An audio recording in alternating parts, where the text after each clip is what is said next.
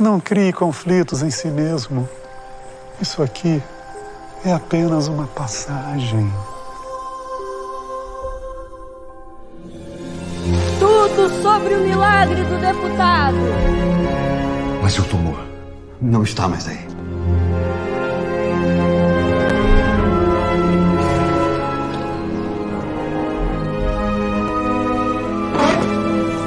E esse povo todo aí fora? Quero que você mande eles embora.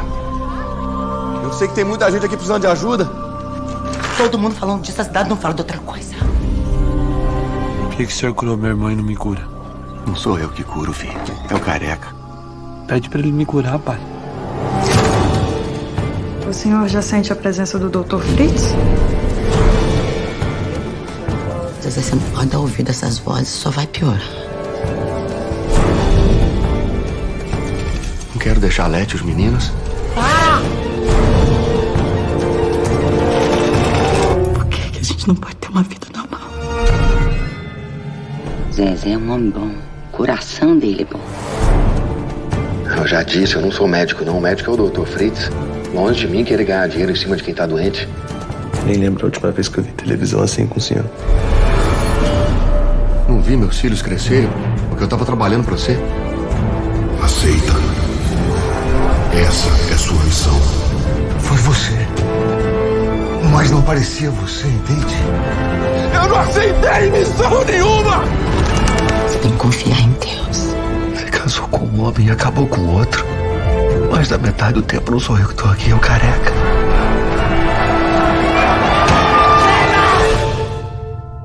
Tá cheio hoje, viu? Vamos começar o nosso trabalho.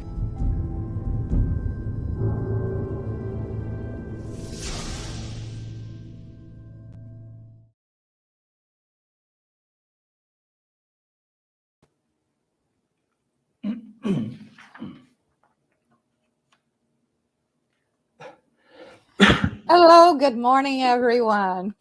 We are very happy to be here once again on our Saturdays with the special talk that today will be presented to us by Roberto Watanabe. As always, before we start our presentation, we like to start with a prayer. Then we will be introducing our guest speaker, and then we will have the opportunity to hear a bit more about the topic he brought to us. So we invite everyone to raise their thoughts, unite their hearts, asking for the blessings of the Spirit benefactors, all those that are responsible for this work, that help us in our process of enlightenment.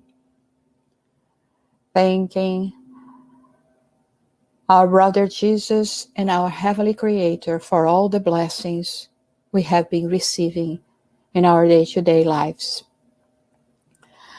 Okay, so today we have a very special guest with us. We have Roberto Watanabe that is going to be talking to us directly from Brazil, the state of São Paulo, and he is currently the president of the Spiritist Federation of São Paulo.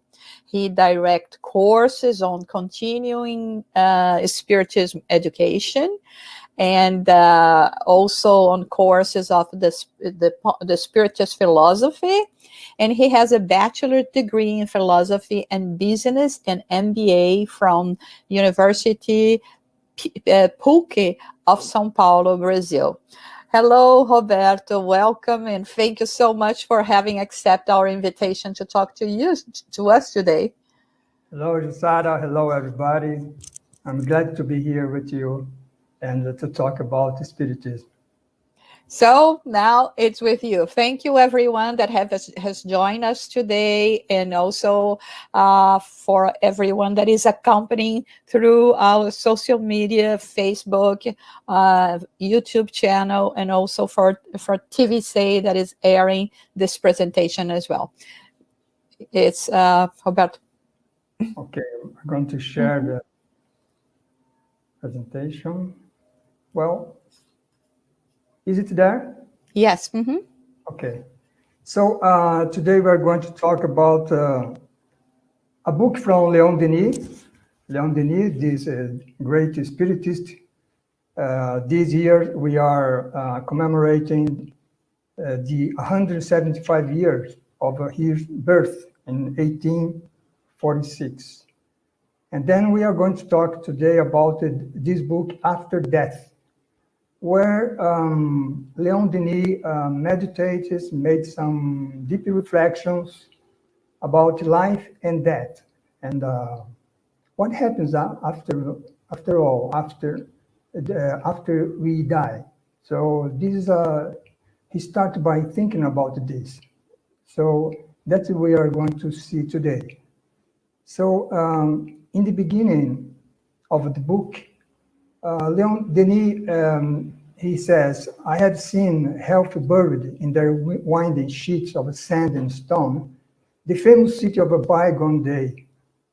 The centuries have witnessed the passing of nations and of kingdoms, and nothing has remained. So he here is in a mood of nostalgia, of sadness. We can think, for example, about the Roman Forum in Rome. And today we have there only ruins of once the famous city of Rome, the center of the civilized world. And now we have only that stone, sandy stone, as Denis says. And then he asked, can it be that a man in his works are alone destined to nothingness and oblivion? So this is the mood where he started this book, this reflection. And then he goes on. He says that he experimented the same impression in the face of a loved one departure. So then we get to the theme of death. Death is the question mark, he says, that unceasingly confront us, to whose solution so many philosophers have been dedicated. So this is a question which has been tormented the man since the beginning of the times. And so that he says, tormented by the uncertainty of the hereafter, man raises his eyes heavenward in search of the truth. So what is the mood here of Denis' mood? Is that of mourning, melancholy, thinking about, well, then what happened about after death? He expressed here the man experiencing the conscience of his finitude, because we have a limit in our knowledge. We don't know everything. We can fail, we make mistakes, and we are under the constant threat of death. We can get hurt, we can get sick, we can die. And then what happens after we die? Nothingness, perhaps, after we die. Or do we still keep alive? So that is the question. Do the religion, the ancient religions, have the answer to such question? Denis thinks. And he says that at first sight, it seems that no, religion do not give us such answer, because they are mostly dominated by rituals for the public, for the people. But fortunately, that's not the case, he says. Because he says that a superficial glance over the beliefs and superstitions of the past conduces inevitably to skepticism, because only from the stereo manifestation, like the ritual that I mentioned, right? So doesn't say nothing about life after death or what happens after death. But then he said, but if one penetrates the inner sanctuaries of religious conception, then we find it in the presence of a momentous revelation, he says. Because behind such a veil, the ancient religions presented a graven and lofty character that was both scientific and philosophical. So ancient religions were not just rituals. There was something more, right? So he says, their teaching was dual, public and superficial on one side, the rituals, hidden and inner from the other side, the latter being solely revealed to the initiated. The hidden and inner part was the part that was looking constantly for the truth. That was what the ancient religion did. So he gives us some examples. Brahmanism of India, for example, Hermetism of Egypt, polytheism of Greece, and Christianity itself, at its origin, he says, presented this dual character. So then it seems that we have an answer for what happens after that. And then he says that the wise men of East and those of Greece, they did not scorn to study nature. They studied nature, but most of that, they studied the soul, because in the study of the soul, he says, they sought the everlasting principles. They strove to uplift themselves to the causeless cause, the first principle from where all being proceeds. Here we can remind the thinking of Saint Augustine, for example. Saint Augustine, instead of looking for God in nature, he looked inward. He turned to his inner side, to himself, and there he found the eternal laws, and these eternal laws leaded him to the origin of the laws, which is God. So God is the causeless cause, the first principle from where all being proceeds. So this is one way to reach God, right? So this is what Denis is saying here. And he said that these older religions, they picture the soul, the inner side of the religion, right? They picture the soul as placed between the two worlds of the visible and occult, observing and studying them both. So here we are closer to our spiritism concept, right? Then they said that the human spirit is immortal. So here we have the answer about what happened after death.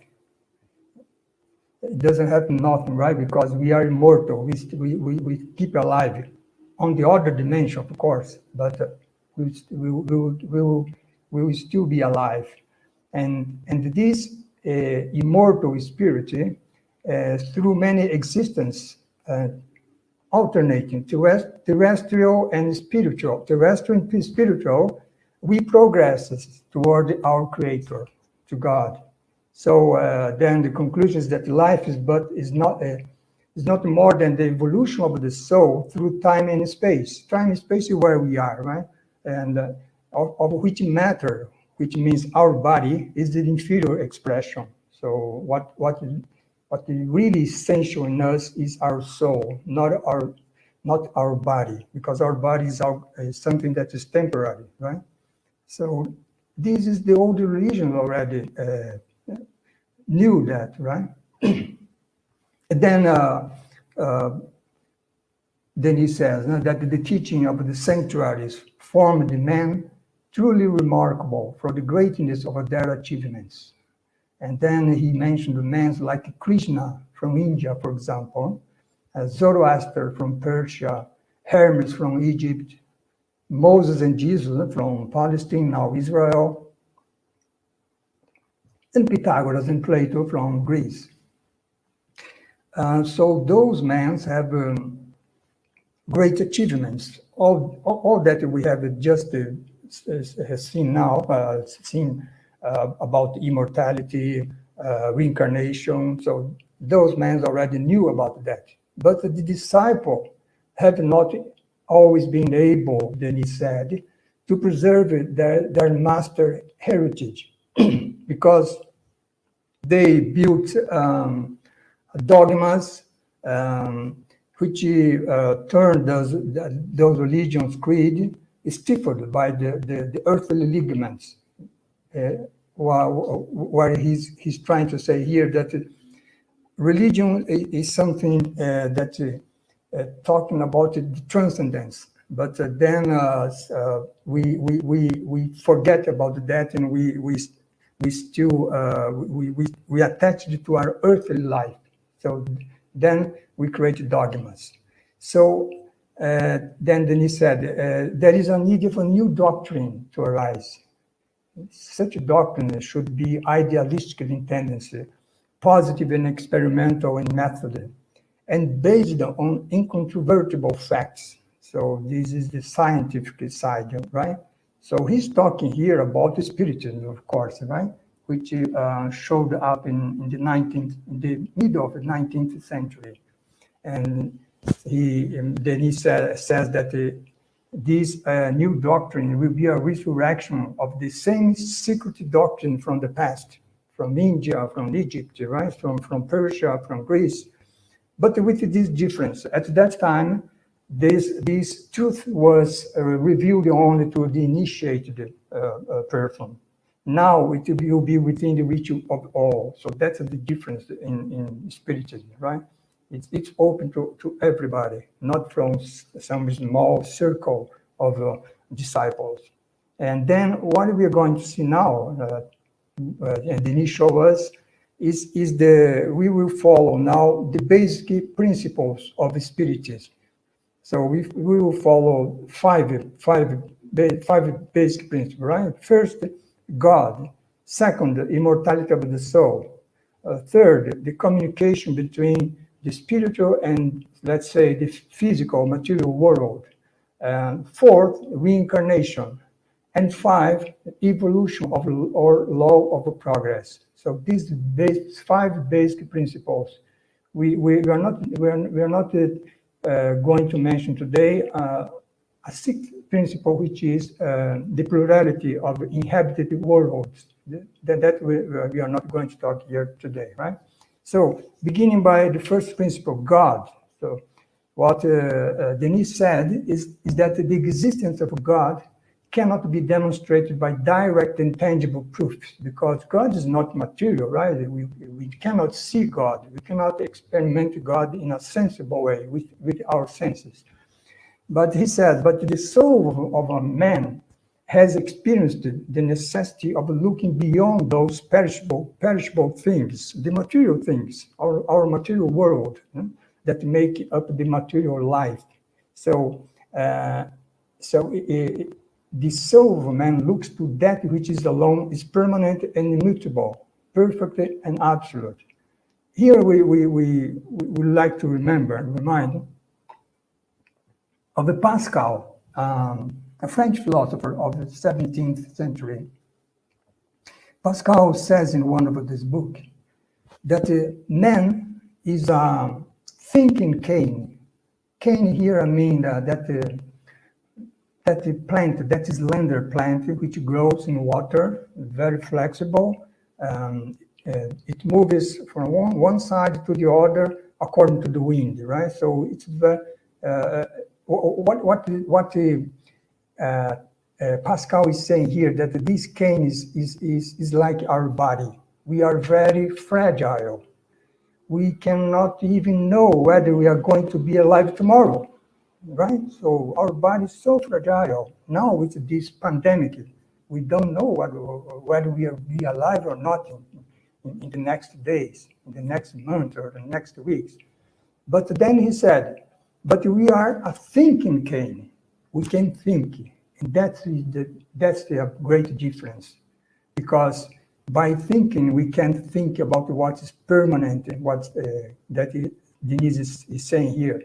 We can think about what is permanent, immutable, perfect, absolute, has an infinite intelligence, right? So that is the difference. So that's why the soul of a man can look beyond the perishable things that Denis said, the material life, and look for what transcends us. So that is where we find the way up to God, right? And he says that the revelation of God is contained in 2 volumes, 2 books, let's say, whichever lie open before us. One we have already seen, right? Which is the book of conscience, like Augustine did, right? He turned to his conscience, and there he found the eternal laws, and then that led him to God. So the book of conscience is where the precepts of morality are engraved, the eternal laws of justice, of love, of truth, of beauty. So the other book where we can God is revealed is the book of nature, in which the divine works appear in majestic characters. It means that when we look at nature, we see everywhere we see the vestiges of a God, right? So there are 2 books when you can see outside, inside. Saint Augustine look inside. Thomas Aquinas, for example, another philosopher from the medieval times, he looked outside to nature, to cosmos, to the universe, and there he also found God, right? So God created the world, and the world, physical and moral, is ordained by laws set by God. That's what Denis says. So, and then one single substance or universal fluid constitutes in its infinite transformation the innumerable variety of forms. That we can see, right, on the chapter 6 of Genesis from Kardec. He says about this universal fluid and how the universe starts from that, right? And all these cosmic forces finally resolve themselves into motion. Everything is motion in the universe. And motions, Denis says, means life, and means being, means the spirit, means us, right? So that is the greatness of God. And the world, physical and moral. Physical because it's this physical world that we can see, the stars, the galaxies, our planet, the plants, the animals, we ourselves. But we have also the moral world, which is inside our conscience. So that is the 2 differences that we can see in the book, the Spiritist book, right? So then Denis used to have a poetical view of things. And then I extract here a part that he is almost a prayer here. So when he said, God, soul of the world, universal center of light and love, in whom we live as the bird lives in the air, or the fish in the sea, through whom we are united to all that is, has been, and ever will be. So this is Denis almost crying to the greatness of God. So it showed to us here how faithful he was, right? Then now we are going to the second basic principle of Spiritism, which is the immortality of the soul. So Denis said that the study of nature leads us to the study of the soul. Because we have our body, but we have also our mind, right? Which is our soul. So the soul is the principle of life, cause of all sensations. We have our body, we have sensation, we see, we hear, we feel, we touch, right? Who is the cause of this sensation? The body? No, the soul is the cause, right? So in the soul is the principle of life. That's why when the body have no life anymore, the soul leave the body, right? Because the soul is the principle of life. And then we have the mind, right? The intellect, the reason, judgment are quite another thing from the flesh that clothes our muscles. So this is something that is well beyond our material body, right? And so it is with the conscience, weighing our actions and discriminating between right and wrong. So our moral sense, right? This is in our conscience. and also our will, our power, you know, our tendency to realize things, to accomplish things, to progress, right? And overcoming the conflict between passionate desires and the voice of a duty. And sometimes we would like to do something, but we know that that is not right, that is not correct. Our duty says that, right? And this is the conflict. Some follows their passionate desires, some follow the voice of the duty. So that is the difference, how their will are weak or strong, right? Depending on how there is they resolve this conflict. So this immortal spirit must be immortal, right? So that's why Denis said that immortality is the sole sanction of morality, and the only one that satisfies our notion of justice. Think about, for example, materialism that says that we have only one life, right? So if we have only one life, let's enjoy our life the most we can, no matter who we can hurt, we can overcome. Let's enjoy, because after that there is nothingness. So there is no morality there. It is not possible any morality or any justice there, right? With immortality, things change completely, right? Because then we have the law of cause and effect. Everything that we do now will have consequences, either in this life or in a future life. So then morality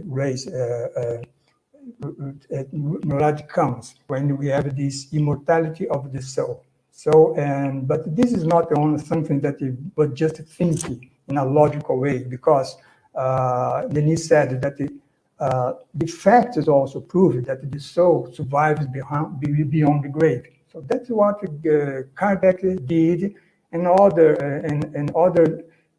the other scientists from the 19th century, from the first half of the 20th century. They did a lot of scientific experiments to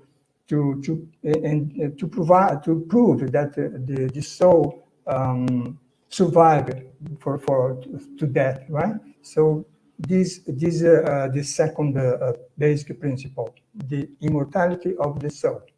So let's go then to the third principle, which is the communication between we incarnated spirit with this discarnated spirit. But before that, we are going to talk about life in space. Well, we know Denis, right? We were going to say about life of the space. So what happens after we die? You know? What is going to be our condition after this terrestrial life? So Denis said that the soul's conditions in that life, after that, right, which lies beyond the grave, depend upon its faculty to feel and perceive. So what we are here on Earth, we will be the same there, right? So, and these faculty are proportional to the more or less advanced state of the spirit. So, what Denis is saying here is that, for example, the inferior spirits carry away with them their material habits, needs, and preoccupations. So, as I said, we are the same. What we are here, we are going to be there, right? The same. So, these inferior spirits, after death, they return to share in the life of a man and to take issues in their battles, labors, and pleasures. So, the inferior spirit is everywhere, right? It's on the streets and in our houses, our homes. If you don't take much care about that. And they are everywhere. They are participating in all the things that we do, right? Because their instincts and desires, quickened by continual contact with us, with man, beset them. We are very concerned about that, right? And the material impossibility of satisfying these instinct and design that they still have, although they do not have any body anymore, And these become a source of a torture to them, because they do not have a body to satisfy, right? So this is the inferior spirits. They stay with here actually on earth, right? But then we have the advanced spirit, right? And the light of the advanced spirit, as Denis says, is essentially active and fated is unknown to it. So distance does not exist for the advanced spirit. They move with the rapidity of a thought. Now, they can even go, depending on the level of their advancement. He even may go to other planets, for example, right? Well, we can remember about Mozart, right? In the Kardec says that Mozart now, for example, he's in Jupiter, right? No, he's not more on Earth. So they can move everywhere.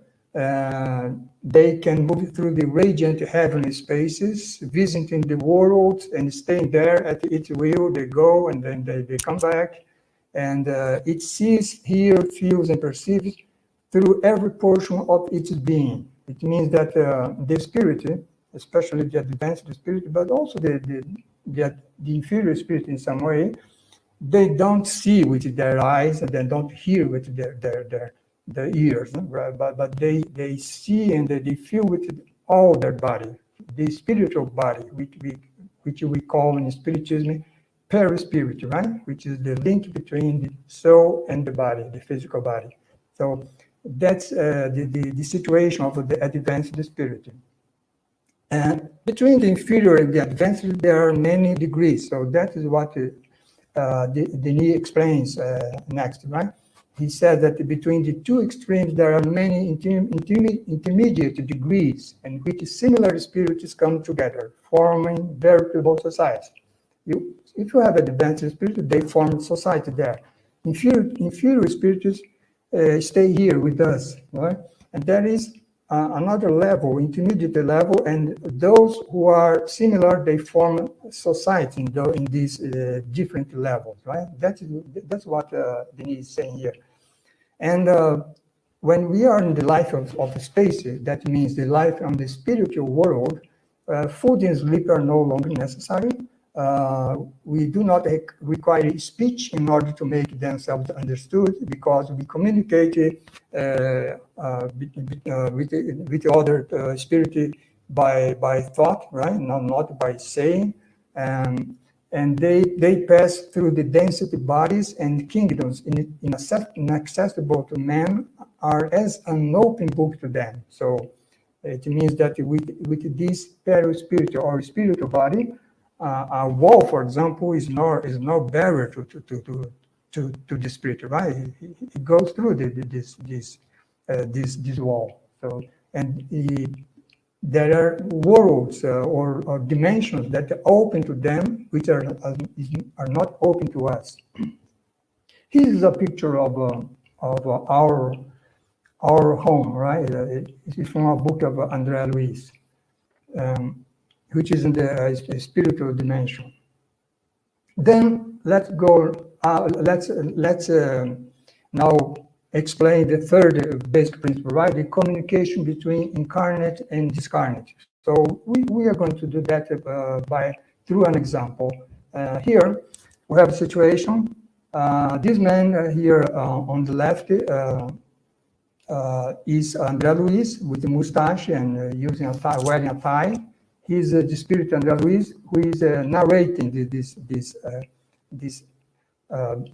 picture here in one of its books that he dictated to the medium Chico Xavier, as I suppose everybody knows, right? Who he was. And here we have this following situation. We have this woman here on the right, and blue blouse. She is a medium, right? And she is incorporating a spirit.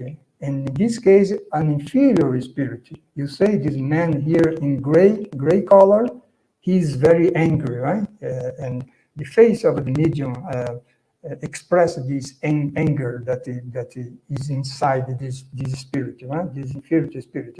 Then the man in glasses and on his side is the dialoguer who is trying to calm him down, right?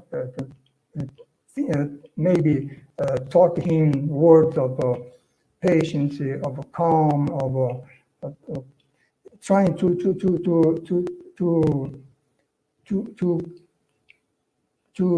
calm him down. I don't remember another word now.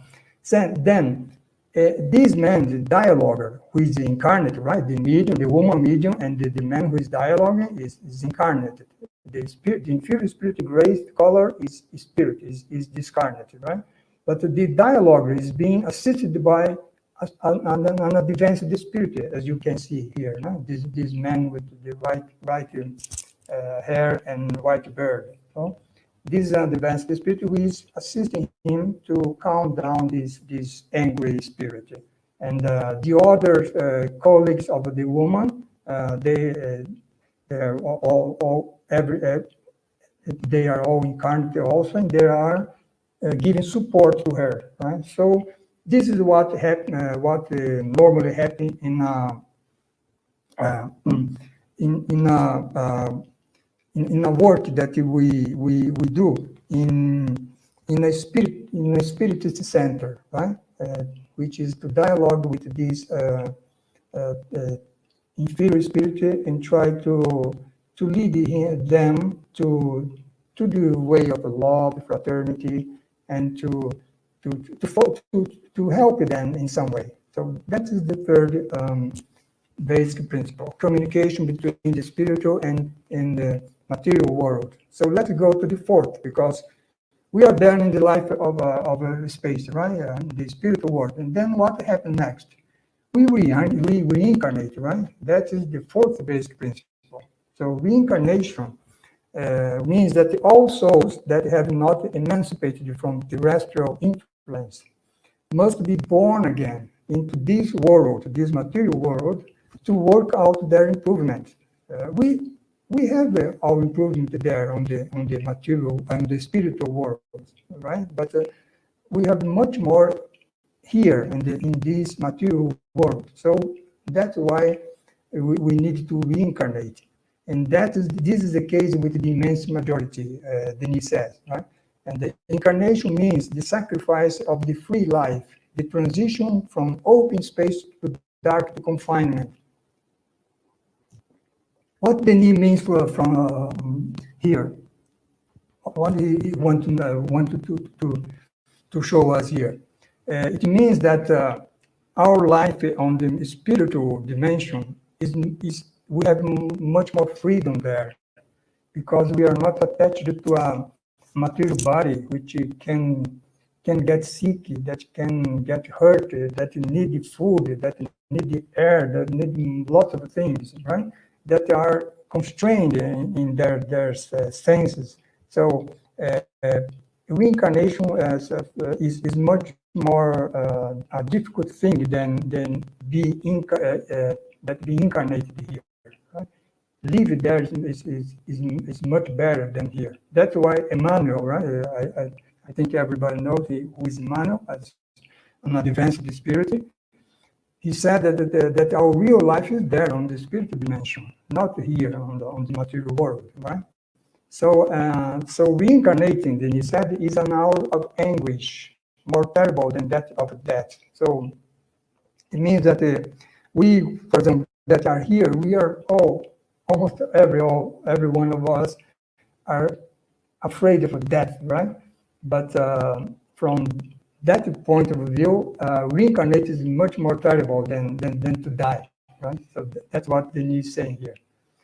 And from the beginning of the reincarnation process, the spirit is overcome by confusion, because we are there on the much more freedom than here, but then we must reincarnate. To reincarnate, we must prepare ourselves, right? That there is a long process that Andrea Luiz, that the spirit that I mentioned in one of his books, he showed to us how this process happens, right?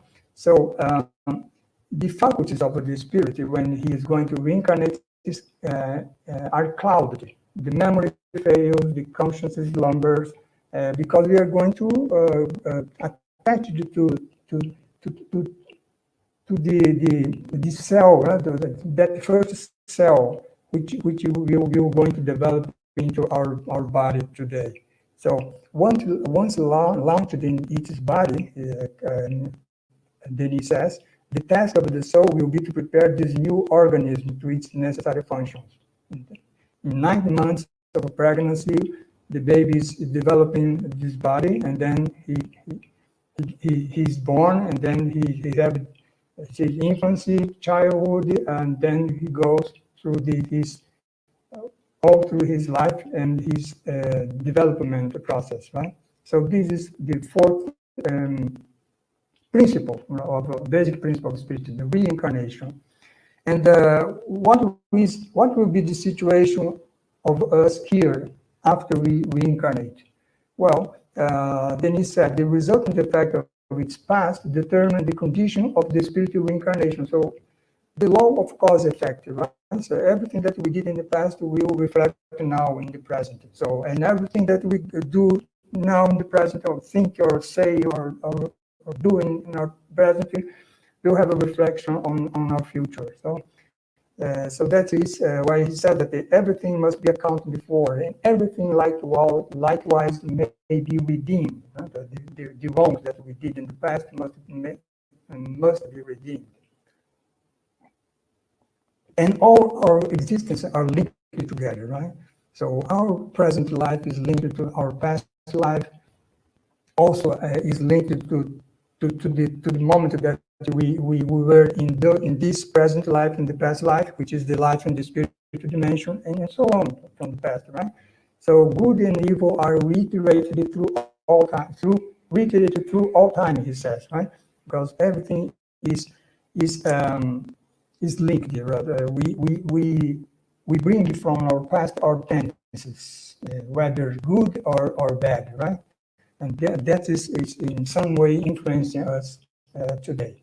And therefore, we must beware, he says, of those moments of weaknesses that would betray us again into the servitude of matter, right? Because we bring our tendencies from the past, so we must be aware of that and to take care of that, and not going again into that servitude, as Denis said, right?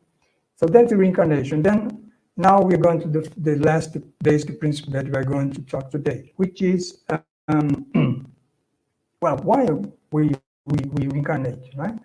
And what is the purpose of a life? This is another basic question that man asked since the beginning of time, right? What is the meaning of life?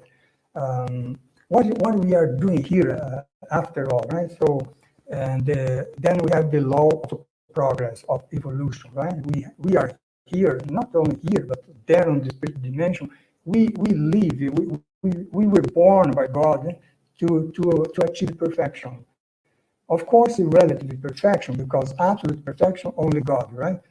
So the supreme aim, our supreme aim is perfection. And the road that leads to it, Denis said, is the road of self-improvement. So that's why we live today here, and we are going to live tomorrow in the spiritual world, and then in the future we come back again in here, and then we go in this movement, right?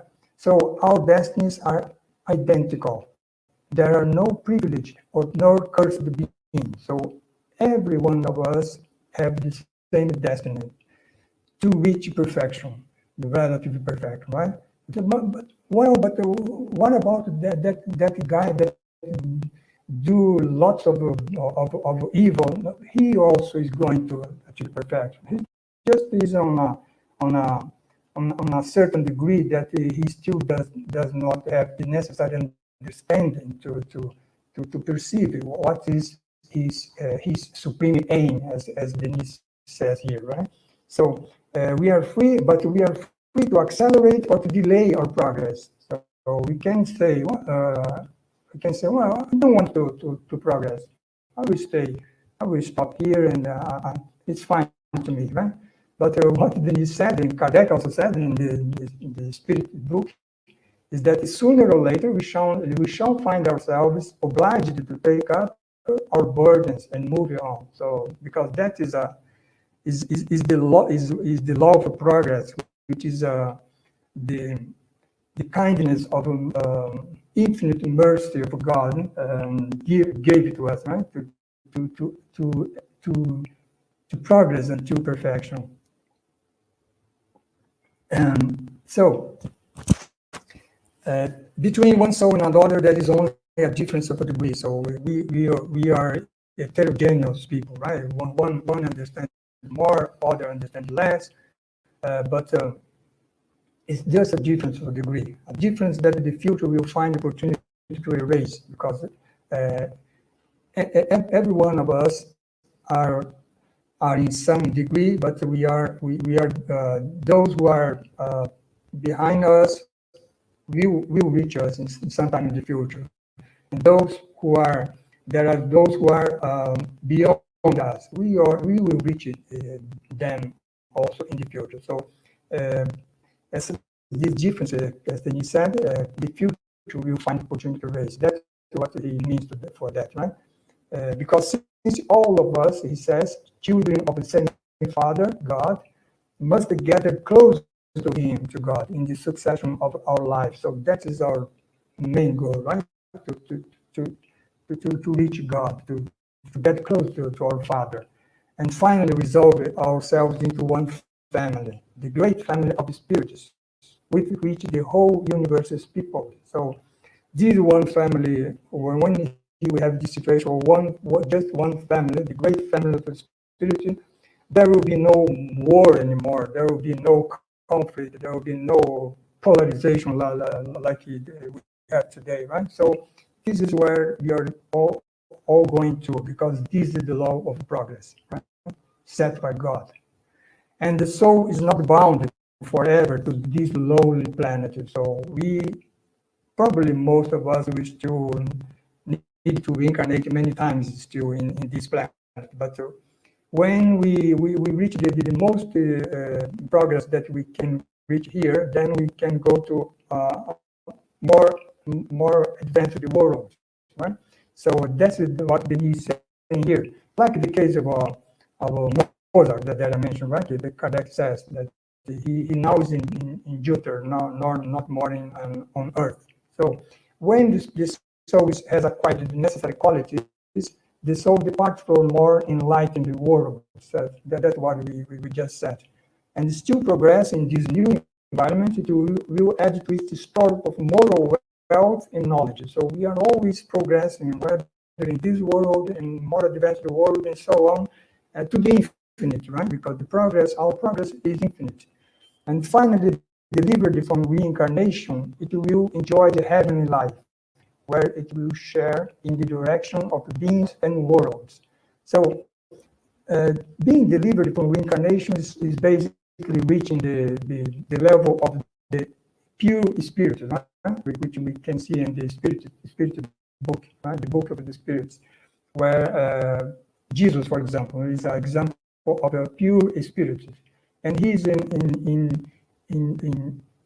he's governed our world, for example, our planet. So this is what Denis said here, means here by share in the direction of beings and worlds. So our world is directed by Jesus in our case, right?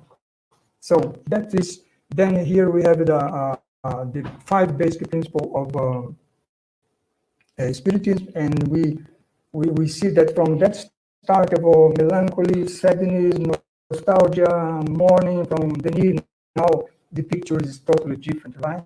Now we have optimism, we have progress, we have beauty, we have justice, love, so truth. And then he concluded in a very different mood, right, from the beginning. Spiritism, he says, is at once an experimental, philosophical, and ethical science. It imparts to us a general conception of the world and of life, which is based upon reason and observation of facts and causes. He says, by initiating man, just a second, please. By initiating man into the mystery of the future life and of the unseen world, which is the spiritual world, it reveals to him his true position in the universe. So that's a different view of life, right? And he continues.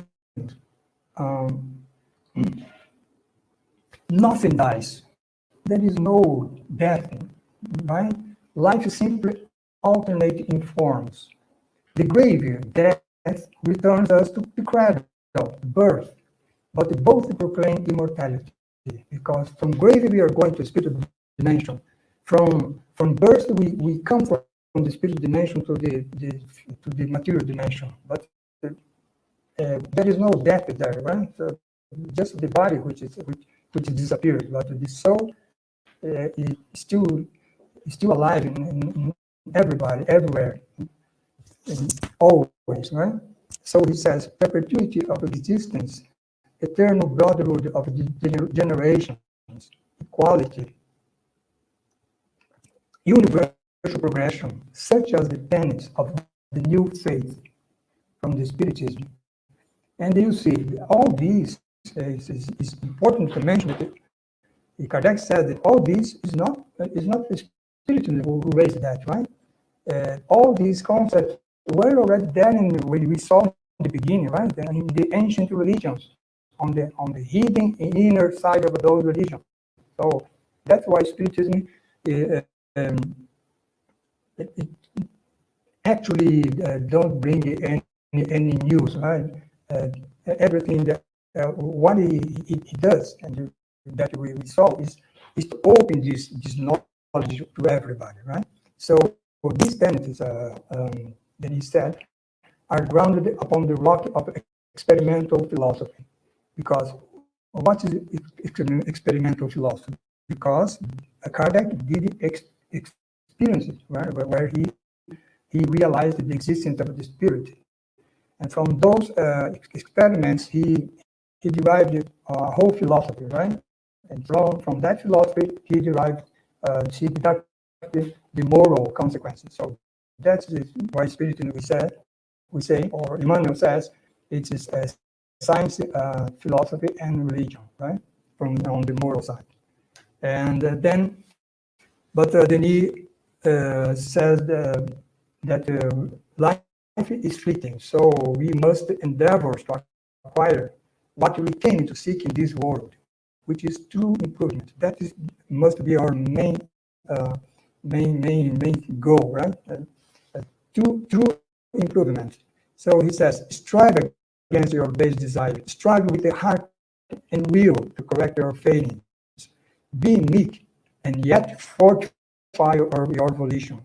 It seems to be contradictory, but it's not, right? Then he ends, right? He concludes. Generation roll by, empires crumble, like we said in the beginning. Worlds and even perish. The earth one day will perish. Our sun one day, 5 billion years from now, but one day will perish. The suns are dissolved, he's saying here. But there are three things which come from God. And everything that comes from God are eternal, right? And that is wisdom, virtue, and love. So that is eternal. And that is what we must look for and reach for with our strength, right? So he says, conquer them by your effort in order to enter into possession of that which is eternal. Because when we reach this situation, we will be like Paul says in his letter from the Corinthians, right?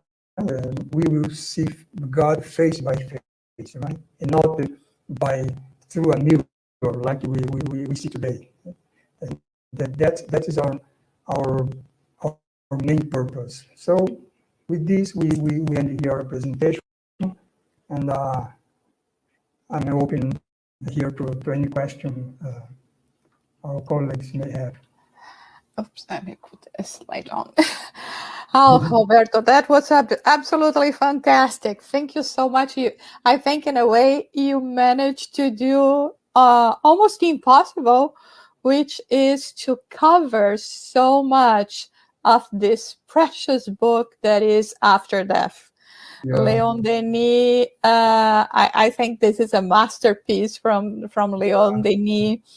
I don't know if people in general are aware, but this book by Leon Denis is a result of a spiritualist congress that happened in 1889. And being in a spiritualist congress at that time, of course, the gatherings that they had was encompassing all other philosophies and religions. So there were many different currents of thought that participated on this Congress. And this one in particular generated a bit of a struggle because of the different takes on the ideas of God and the idea of spirit. And so Leon Denis left this Congress with the task of putting together a publication that could bring all the ideas that were discussed during this Congress. But of course, he would be presenting that from a spiritist perspective. And so he wrote After Death, and it was published in 1890. And it's interesting because he said that it should be a book of about 300 pages. We have to remember that at that time, to publish a book was very, very expensive. And the more pages it had, the more expensive it would be. And so, but when the book finally happened, it was 334 pages, but people comment that no one complained, and the way he described the book, that was the book was done in a spirit of eclecticism and conciliation from all schools that were present in the Congress, but keeping the teaching of the founder of Spiritism as its basis, with his principles so logical and so wise. There is one comment of this book that I like it very much, in particular, that was published in a publication at the time there. And this man, Alexander Hepp, he wrote the following: there is a man who wrote the most beautiful, the most noble, the most precious book I ever read. And his name is Leon Denis, and his book After Death. So this is a fantastic book, and I think it's a beautiful way of us here and uniting, you representing the Spiritist Federation of São Paulo, and ourselves here representing the United States Spiritist Federation, to celebrate his life, his accomplishments among ourselves. So now let's go to the questions, unless you want to comment something before we go to the questions, Roberto. No, just that I didn't know about this book, that it was the result of that Congress. And you did the translation of this book, right? Yeah, I have it here. You know very well. Yeah, we have here. Oops. So you know better than me this book. Well, not really. I think this is a masterpiece. There will be so much more that we have to learn about it. No, but your presentation was absolutely perfect, because you managed to go through, to highlight all the parts of the book. So let's see, we have this first question. Did Leon Denis have any direct connection to Allan Kardec? Were they contemporary? Yes, they were contemporary, but actually, Denis, when Kardec was alive, Denis was still very young. So what I know is that they just meet once. I think in Lyon, the Kardec city, and or Denis went to Paris. I don't know. I don't remember exactly the situation, but I think they meet just once because he was young compared to Kardec, but it was contemporary in some way. Most of the Denis books, the Denis works were written on the beginning of the 20th century. So for that, we can see that he was very young compared to Kardec, right? Because most of Kardec works was in the middle of the 19th century. So Denis was end of 19th century and the first 20 years of the 20th century. If you allow me, Roberto, because I've been writing a chapter for a book that people asked me, and I know this quite well. They met in the city of Tours, where Leon Denis lived, because Kardec went there. Do you remember the book, the Spiritist Journey, Viagem Espírita, where Kardec was traveling around, which is beautiful because we see, the presence of Kardec and Kardec wanting to meet all the, people that were studying Spiritism. And so he went to the city of Tours. At that point, I think Leon Denis was about 21 years old. And something very, very sad but also amazing happened, because they were supposed to they rented a room for people to gather and receive Kardec. But at that time, because of, the law of the emperor, the empire, all of that, they needed a special approval from the government to have more than 20 people gathering. So they went and requested the permission to have the gathering. And a couple of hours prior to the meeting, they received the answer, and the answer was no. And so they had to move the gathering to a friend's house. Actually, couldn't be in the house because then it was forbidden. They had had to have this special license. And so they went to meet in the garden of the house of a certain person. And it is said that there were 300 people messing up the gardens, stepping on the flowers. And why is it sad? Because Leon Denis was the one that assumed the task of remaining in the old address where the meeting was supposed to take place, but was not, and tell people to go to the other place where they were actually gathering.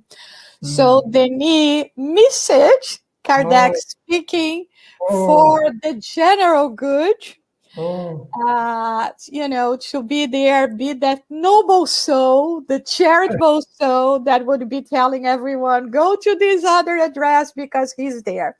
But then he was rewarded because next day he had to go to this house for whatever reason. And then he met Kardec and he met Amélie. And we have two accounts that they met again, but there is no, at least I don't know about any details. One was in Paris, and the other one was in the city of Bonneval, something like that. But there is no register of when exactly or how it happened, at least that I know of. So if anyone knows, please let us know, because we would like to know more about it. But it's like you said, he was so young, right, Roberto, at that time, but already very, very committed. Yeah, so young, and also showing how good he was, right? Yes. Can you imagine, at this point, like they say, they were completely in awe, in admiration by the work of Kardec that he started when he was 18 years old. And now he has the opportunity of being there, of hearing him talk, and all of a sudden he's the one that could not do it out of the goodness of his heart, or and saying, I'll be there, just guiding people not to miss him. Okay, let's go to another question. Yasko is asking, you talked about more than just rituals in many ancient religions. I was raised by Buddhist grandparents and watched the prayers and masses after one's death, but the one at the 49th day after death being the most important one. Also, the event at the Pentecost, 50 days after Jesus' sacrifice, also represented a huge marker for his followers. I wonder if there is some parallel and meaning in terms of the spirit conditions after this period of its death. Well, in Spiritism, we don't have these days, specific days. Some days after death, this happens or that happens. What we know, and we saw it, some of that today, the condition of the spirit after he dies depends on how attached he was to his earthly life. The less he's attached, the more free he become after life. Sometimes Kardec says that the heart of the person is still beating, but the soul is not there anymore. The soul departed already, right? Because the person was not attached to that material life. But on the other hand, there are cases, for example, that let's give you here not a good example, but in the case of suicide, for example, right? The person suicide and he cannot detach it from the body because it wasn't the time to depart, to go. So it remains attached, right? So you can see that in the book Heaven and Hell from Kardec, right? So so that the situation of the spirit after he dies depends on how attached or not he was in this material life. So that's why days after that doesn't have any meaning for Spiritism.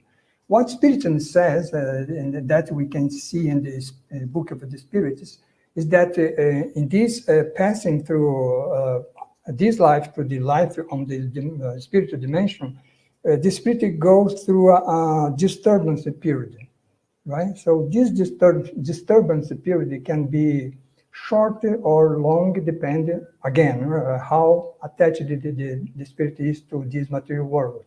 And you can see that this disturbance at the moment of death is the same that happens when the spirit will reincarnate, as we saw, right, today. So when the spirit will going to reincarnate here, he also goes through this disturbance period. So this is something that is natural, right? But how long it lasts depends on the understanding of the spirit, I should say.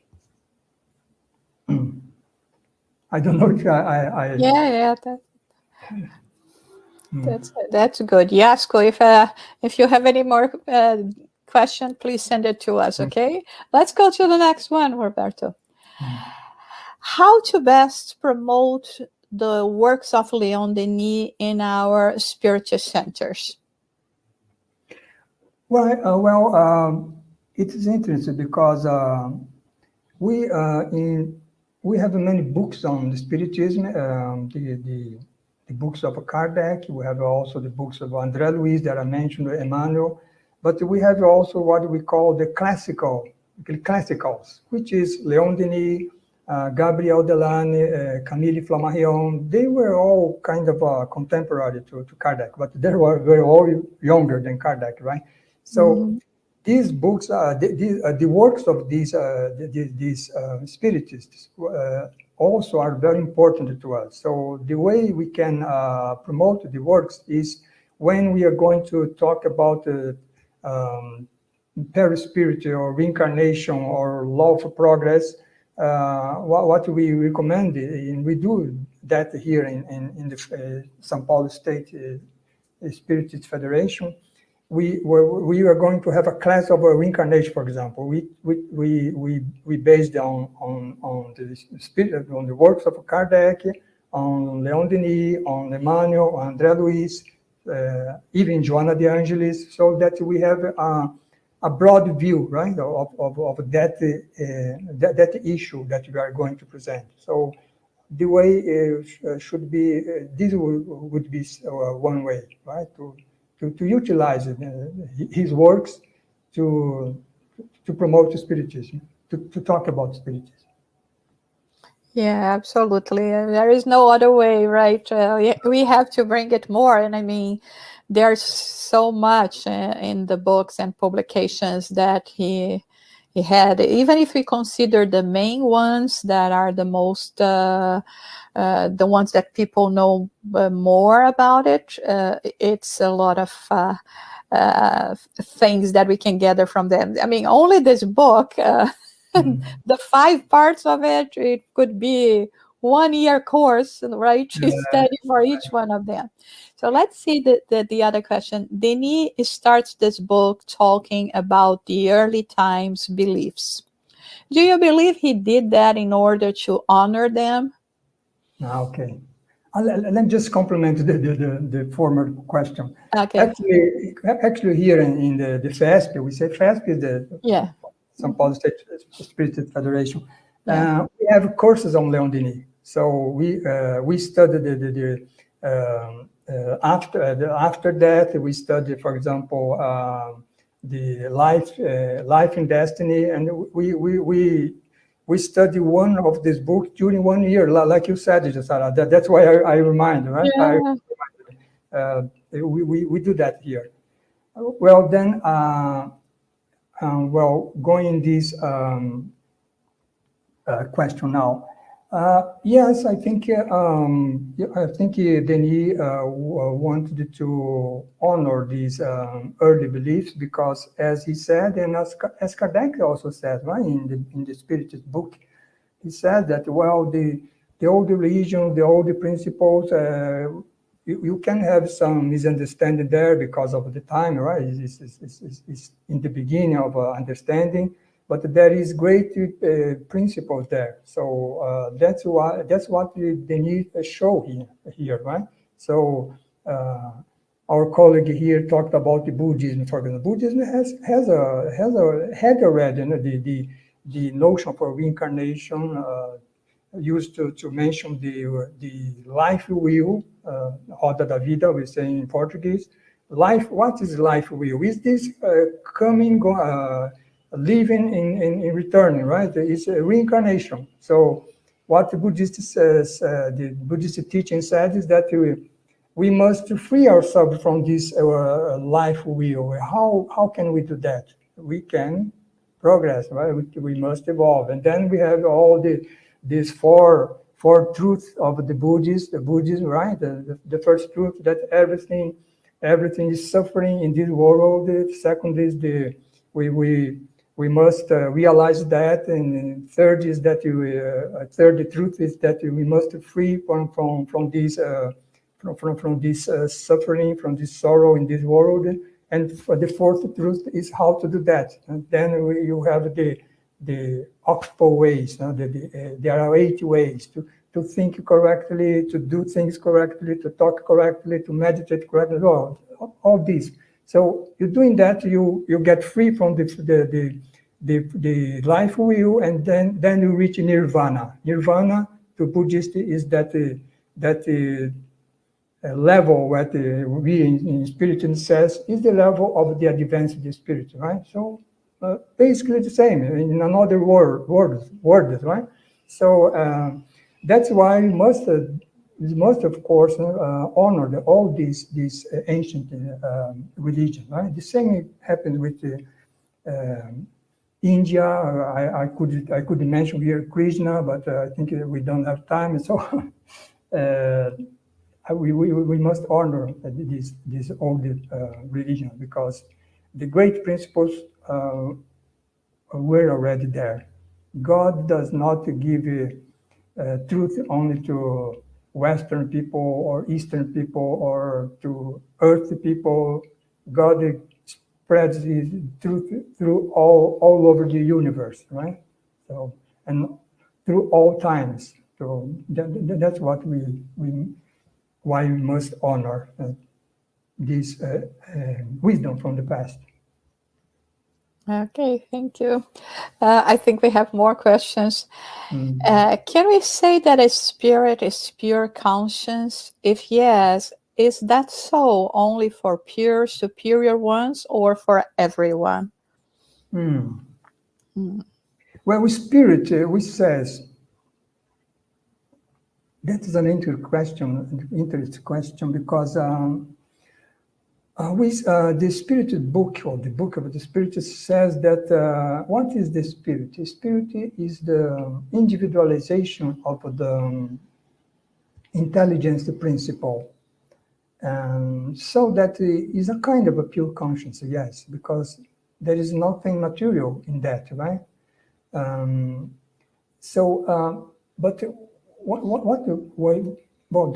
that would take another lecture about that, Jusara. But yeah, what we can think here, actually, spirit as a pure conscience does not exist, because every spirit has its perispirit, its spiritual body, right? So, because if there was a spirit as a pure conscience, such a spirit would be immaterial.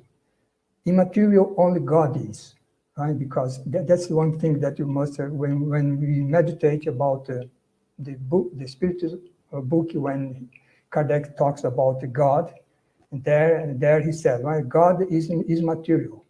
If God is material, the attributes that we of God applies only to Him, let's say, right? Not to us. What is the attributes of the Creator does not apply to the creature, so to the creation. So, the spirit by itself, by one in concrete things, does not exist. And every spirit is always attached to a spiritual body, whether it's a spirit still in progress like us, or it is a pure spirit. That's why Kardec, I say Kardec, but actually it's the Spirit answering to Kardec in the Spirit, in the book of the Spirits. The Spirit says that when this spiritual body is so light, so fluid, then you have the level, the state of the pure spirit, but it's still attached to a spiritual body. So what I try to say here is that the spirit as a pure conscience conceptually is right, but concretely does not exist, right? Because everything that is from the creation has some material attached. Material, I mean, no material in this dense material, right? Flesh and body, for example. Material in the sense of fluid, right? So I think it was something complicated to understand here, but that's why we could talk on another occasion, right? So, but this is the answer.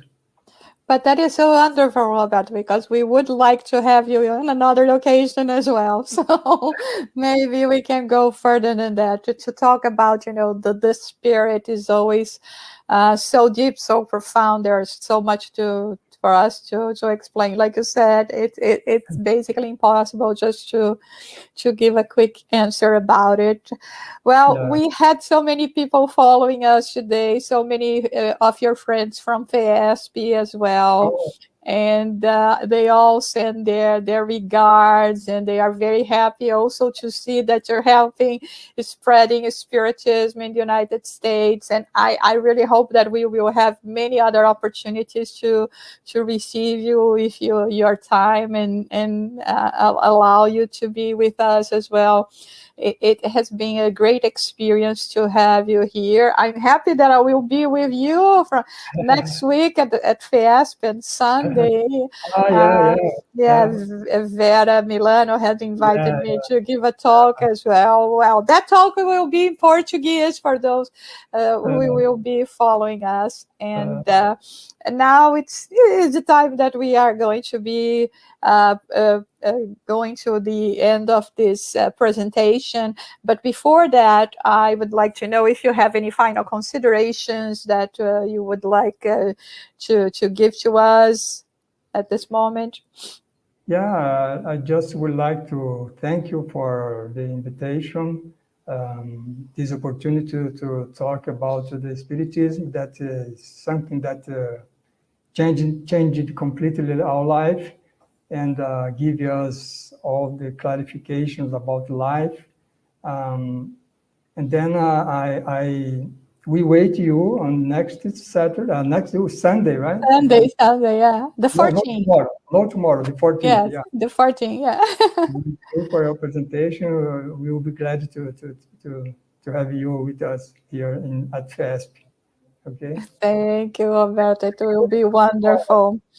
FESP has been the place that I started with Spiritism as well. So it's actually was the first Spiritist place that I went when I was 10 years old. My mother took me there, and up to this day, I remember the talk that I watched that have impacted me for life, and here I am. Right? I just want for making a great job there in this United States. You and your husband, João, right? We have a great collaborators here. We have a very lot of committed people, but my husband and I, both of us are here as well, trying to do, what we were invited to do, right? To spread this beautiful knowledge to everyone. So next week we have a talk at the same time by Dr. Vicente Pessoa. He's going to be talking about the cures of Jesus, a medical spiritist hypothesis. So we wait for all of you as well to be with us next week. And with that, we want to thank everyone that has been connected with us, and above all, to thank the good spirits that have been protecting us, that especially today have been, protecting Roberto to be here with us, and for the beautiful message that he gave to us. May we all have a wonderful Saturday, Sunday, and Jesus in our home, Jesus in our hearts. Have a great week, everyone. All right.